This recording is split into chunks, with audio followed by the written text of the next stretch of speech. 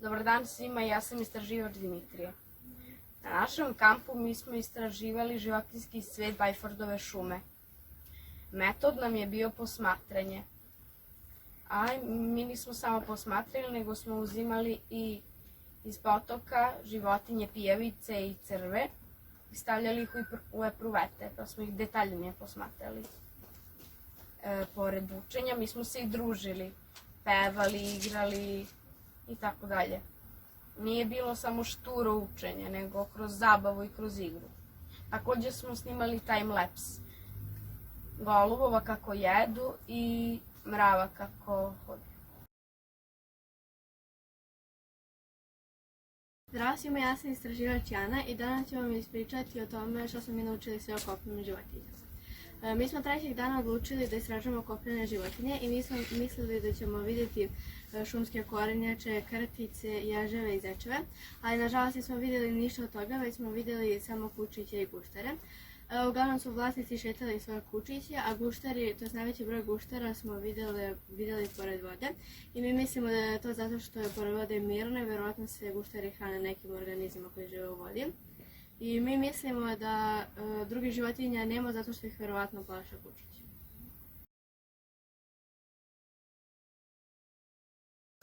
Zdravo, ja sam Tanja, naučnica na 5 dana. Sada ću vam reći nešto mnogo zanimljivo. Najviše od svih životinja vidjeli smo insekata.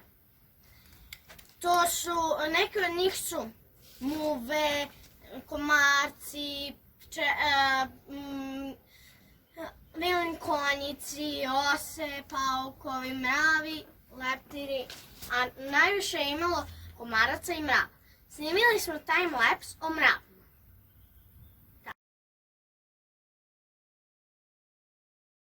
Zdravo svima, ja sam istraživač Ana. Danas ću vam ispričati sve o pticama što smo mi, ekipa X, istražili, proučili i vidjeli u Bajfordovoj šumi na ovom kampu. Vidjeli smo najviše divljih golubova i domaćih golubova, a također smo vidjeli i puno vrana, svraka, slavuje i vrapca.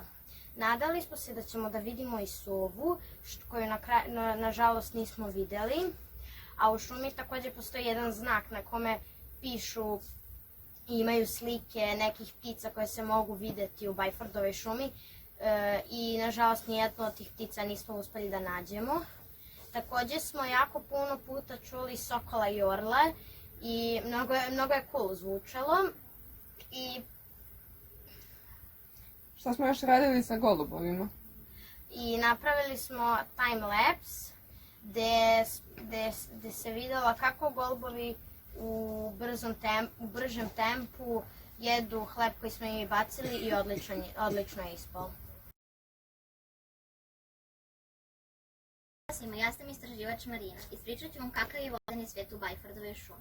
Pre nego smo krenuli da istražujemo potok, napisali smo checklistu, očekivali smo žabe, vodene kornjače i ribice. Našli smo stenice, glistu, račiće i pijevice. Ovdje je jedna pijevica. Da bismo bolje istražili vodene životinje, stavili smo ih u epruvete. A čega je bilo najviše u potoku? Najviše je bila stenica i pijevica. Super, hvala ti. Zdravo, ja sam Boris, istraživač i ja ću da pričam šta smo radili na kamp.